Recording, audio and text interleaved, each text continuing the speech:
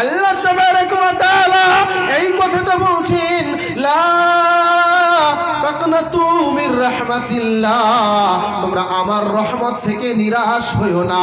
আল্লাহ এই কথাটাও বললেন, তারপরেও লোকমানের কথাটা বললেন, তোমরা আমার সাথে শিরিক করিও না।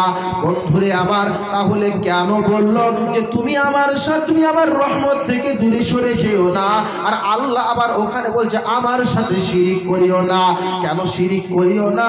আল্লাহ তাবারাকা ওয়া তাআলা, আল্লাহ তাবারাকা ওয়া তাআলা এই জন্য বলছেন, এই জন্য নিষেধ করে দিচ্ছেন, শিরিক হলো মহাপাপ, শিরিক হলো মহাপাপ। শিরিক এত গুনাহ, এত গুনাহ আমি আপনাকে কি দিয়ে বুঝাই, কি দিয়ে বুঝাই?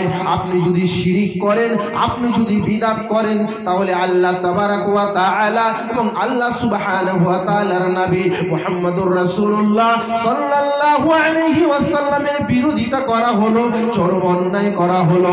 তারপরেও যখন একজন মানুষ যখন মৃত্যু হয়, বা আপনি যখন কবরে যান, আর কবরে গিয়ে সাজদা করেন, আর সাজদা করে তাকে বলেন তাকে 500 টাকা দেন, তাকে 10 টাকা দেন, তাকে 20 টাকা দেন, আপনি যদি সেইখানে 1 টাকা দিয়ে থাকেন, 8 আনা দিয়ে থাকেন, 4 আনা দিয়ে থাকেন, তাহলে এই পয়সার আপনাকে হিসাব লাগবে।